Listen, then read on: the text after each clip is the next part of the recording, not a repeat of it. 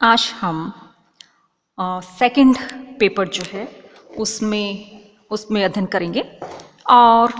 इसमें आज हम महमूद गजनी जो है उसके बारे में अध्ययन करेंगे। कहा जाता है कि सुबकुतगिन के सबसे बड़े पुत्र महमूद का जन्म 1 नवंबर 971 ईस्वी को हुआ था और अपने पिता की मृत्यु के बाद उसे अपने छोटे भाई इस्माइल से संघर्ष करना पड़ा और इसमें सफलता प्राप्त कर 999 ईस्वी में वह गजनी का शासक बन गया था। महमूद एक अत्यंत ही महत्वाकांक्षी व्यक्ति था। उसने जल्द ही अपनी स्थिति जो थी उसको मजबूत कर लिया और खलीफा से मान्यता भी प्राप्त कर ली। और उसके दरबारी इतिहासकार उतबी तारीख यामीनी में लिखा है कि पहले तो सुल्तान ने सिजिस्तान को विजय करने का मानस बनाया, किंतु बाद में उसने हिंद के विरुद्ध धर्म युद्ध आरंभ करने का निश्चय किया था और 1001 ईस्वी से लेकर 1026 तक उसने भारत पर अनेक बार आक्रमण किए थे। अब हम अध्ययन करते हैं कि आखिर ऐसे कौन कौन से कारण थे जिनकी वजह से महमूद गजनी जो उसने भारत के ऊपर आक्रमण किए थे। तो जिसमें सबसे पहली बात आती है कि खलीफा के निर्देश जो उसका पालन करना। कहा जाता है कि कुछ विद्वान जो उनका मानना है कि महमूद ने खलीफा को यह वचन दिया था कि वह भारत पर प्रतिवर्ष आक्रमण करेगा और इस वचन की पूर्ति के लिए उसने भारत पर अनेक आक्रमण किए थे। दूसरी बात आती है कि इस्लाम का प्रसार। ये तो हम सभी जानते हैं कि उतबी ने इसको मुख्य कारण माना है और भारत में वह जहां जहां भी गया उसने मंदिर और मूर्तियों को नष्ट भ्रष्ट किया तथा पराजित हिंदुओं को इस्लाम धर्म जो वो स्वीकार करवाया। तो इस प्रकार से इस्लाम धर्म का प्रसार करना उसका मुख्य उद्देश्य रहा था। तीसरा कारण आता है धन प्राप्त करने की लालसा कि निजामी और हबीब के अनुसार महमूद के आक्रमण और उसके धार्मिक उन्माद का परिणाम नहीं थे, अपितु भारत विशेषकर मंदिरों में एकत्रित अपार संपदा ने उसे आकर्षित किया था और भारत से लूटे हुए धन का उपयोग करके वह अपने निर्धन राज्य को संपन्न बना सकता था और अपनी राजधानी गजनी को अलंकृत कर सकता था और उत्तर से होने वाले तुर्क कबीलों के आक्रमणों से अपने राज्य की रक्षा कर सकता था तथा अपने राज्य जो उसका विस्तार भी कर सकता था। तो इस प्रकार से धन प्राप्त करने की जो लालसा थी उसने भी उसको भारत जो उसकी ओर आकर्षित किया था और ये धन प्राप्त करने की लालसा जो थी वो आगे तक आने वाले जो बाहरी विदेशी लोग जो थे उन सभी को भारत का जो धन संपदा जो थी उसी ने आकर्षित किया था। अंग्रेज जो थे उनको भी इसी ने आकर्षित किया था और इस वजह से इन सभी बाहरी शक्तियां जो उन्होंने भारत के ऊपर आक्रमण किया था। अगली बात आती कि भारत की सीमा पर स्थित राज्य की विजय कि अपने राज्य की सुरक्षा के लिए वह हिंदू शासक जयपाल व उसके उत्तराधिकारी आनंदपाल को हराकर उसके राज्य को गजनी के राज्य का एक भाग बनाना चाहता था। इसके अलावा हस्ती प्राप्त करने की इच्छा, यद्यपि कहा जाता है कि यह उसका प्रमुख उद्देश्य नहीं था, किंतु भारत से हाथी प्राप्त करके वह उसका उपयोग मध्य एशिया के अभियान जो उसमें करना चाहता था। इसके अलावा सैनिक सफलता प्राप्त करके अपना यश जो चारों तरफ फैलाने की आशा भी थी। कहा जाता है कि आशीर्वादी लाल श्रीवास्तव के अनुसार महमूद जैसा योद्धा भारत में सैनिक अभियानों को सफल होकर यश प्राप्त करना चाहता था और निजामी के अनुसार महमूद का प्रधान लक्ष्य इस्लाम धर्म का प्रचार नहीं वरन भारत की अपार धन संपत्ति को लूटना था।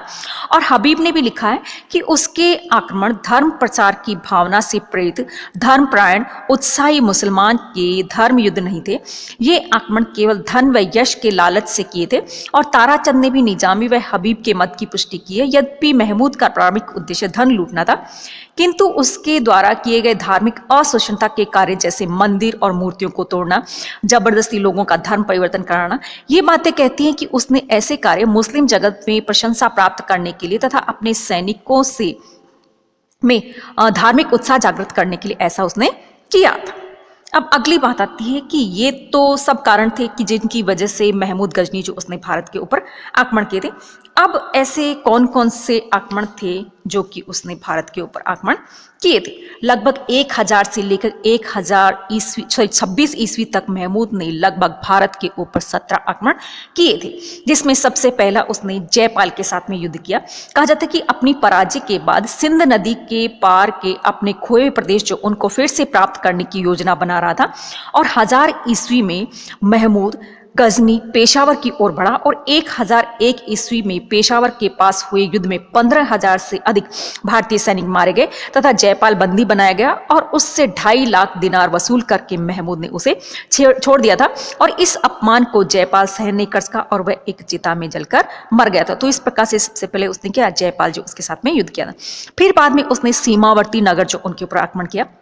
कि 1001 ईस्वी में उसने भारत की सीमा पर स्थित नगरों व दुर्गों को जीतकर अपने राज्य में मिला लिया था। फिर उसने भेरों का आक्रमण कि 1003 ईस्वी में उसने सिंधु नदी पार की तथा झेलम के तट पर स्थित भेरों के किले जो उसको घेर लिया और भेरों के राय की पराजय हुई और उसने आत्महत्या कर ली और भेरा को महमूद ने अपने राज्य में मिला लिया था। इसके अलावा मुल्तान पर आक्रमण कि मुल्तान का शासक अब्दुल फतेह दाऊद इस्लाम के नियमों का पालन करने से इनकार करने लगा था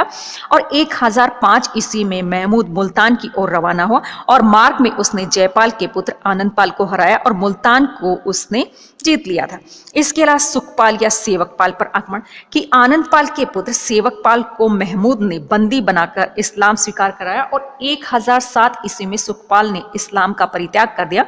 और महमूद ने सुखपाल के राज्य पर आक्रमण कर उसे कारागार में डाल दिया।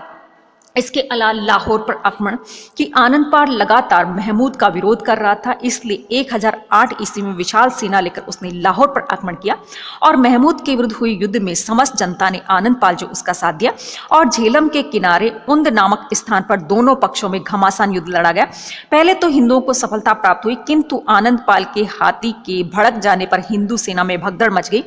और गजनवी की सेना ने तो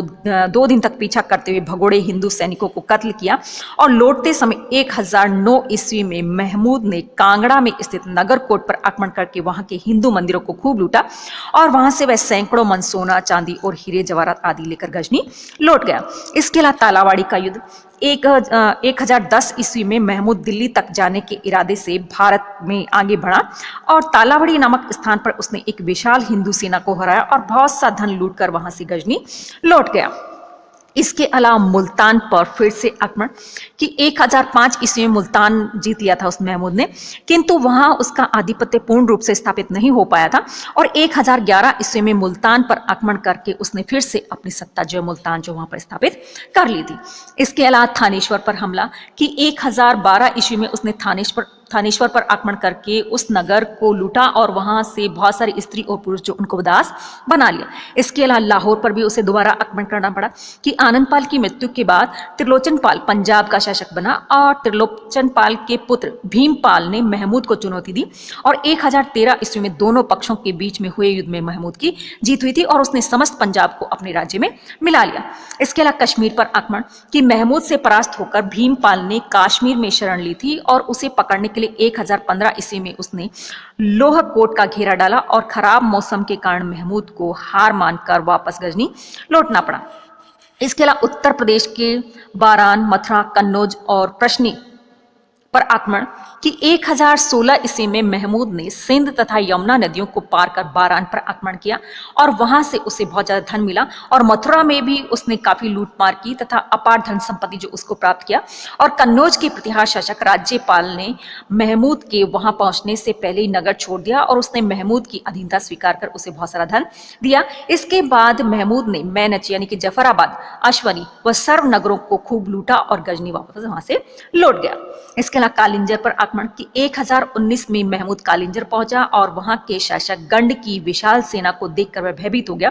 किंतु गंड भी साहस नहीं जुटा सका और वह धावा होने से पहले ही रात में भाग निकला और लूट मार करके महमूद गजनी वहां से वापस लौट गया। फिर 14वां आक्रमण उसने पंजाब पर किया। पंजाब में नियम के अनुसार शासन व्यवस्था स्थापित करने के लिए 1021 में वह स्वात, बाजो और काफिरिस्तान होता हुआ पंजाब आया और उसने फिर से लोहकोट का घेरा डाला, किंतु इस बार वह असफल रहा और पंजाब में उसने अपना प्रांतपति नियुक्त किया तथा भिन्न भिन्न स्थानों पर उसने सेना रखी थी।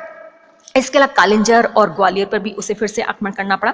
कि 1022 ईस्वी में महमूद ने इन दोनों स्थानों पर फिर से आक्रमण किया और इन दोनों नगरों के शासकों ने उसकी अधीनता स्वीकार करके उसे बहुत सारा धन और हाथी दिए थे। इसके अलावा सोमनाथ पर आक्रमण, वो मंदिर जिसको कि हम लोग अक्सर देखने के लिए जाते हैं, गुजरात में जो सोमनाथ है,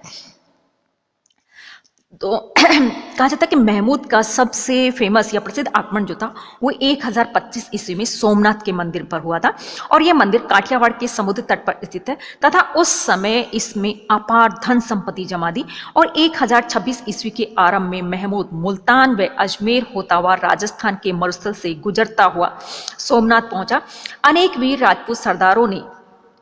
मंदिर की रक्षा के लिए महमूद का सामना किया और 3 दिन के घमासान युद्ध के बाद महमूद की जीत हुई और उसने सोमनाथ की मूर्ति को तोड़ दिया तथा मंदिर व नगर को खूब लूटा। और गजनी लौटते समय उसने अनहिलवाड़ा के राजा को हराया तथा सिंध होता हुआ गजनी लौट गया था। इसके बाद में उसने पंजाब के जाट जो उनके ऊपर आक्रमण किया कि पंजाब के जाटों ने महमूद